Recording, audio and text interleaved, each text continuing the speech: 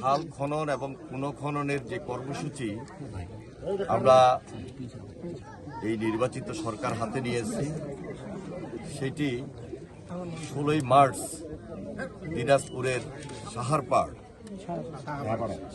সাহাপাড়া এই খালটি পুনঃখননের মধ্য দিয়ে উদ্বোধন করবেন মাননীয় প্রধানমন্ত্রী জনাব তারেক রহমান। এই খাল খননের মাধ্যমে জনগুরুত্বপূর্ণ এবং জনদাবি অনুযায়ী আমরা এই কর্মসূচিটা যখন শেষ করব, আমাদের এই এলাকার সাধারণ মানুষ সুবিধা পাবেন, উপকার পাবেন।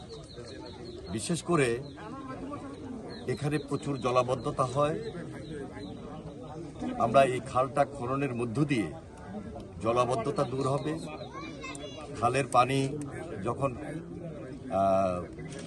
খেতে যাবে, সেচ প্রক্রিয়ার মধ্য দিয়ে সেখানে উৎপাদন বৃদ্ধি পাবে।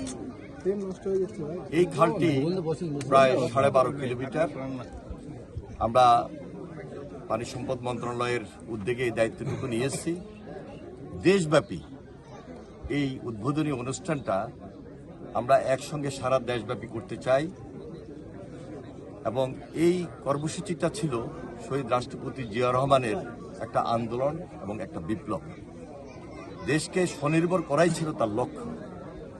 সুতরাং আজকে আমরা এই মুহূর্তে জনাব তারেক রহমানের নেতৃত্বে আবারও এই কর্মসূচিটাকে হাতে নিয়েছি।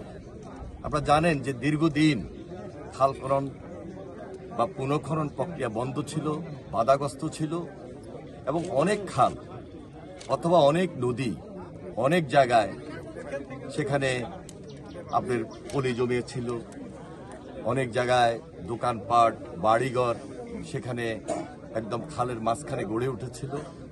সুতরাং সব কিছু মিলে সকল বাধা বিপত্তি দূর করে আমরা সকলের সহযোগিতা, বিশেষ করে যেখানে যে খালটি হবে সেখানে সেই আশেপাশে দেশবাসী বা ওই এলাকাবাসী সবার সহযোগিতা বিশেষভাবে প্রয়োজন। কারণ এটা অত্যন্ত জনগুরুত্বপূর্ণ, দেশের জন্য এই মুহূর্তে খুব বেশি প্রয়োজন। আমরা যদি খাল খনন প্রক্রিয়ার মাধ্যমে এই কাজটুকু সমাপ্ত করতে পারি, সমাধান করতে পারি এবং শহীদ রাষ্ট্রপতি জিয়া রহমান, দেশনেত্রী বেগম খালেদা জিয়ার অসমাপ্ত কাজ আমরা সমাপ্ত করতে পারি, আমরা দেশবাসী উপকৃত হব।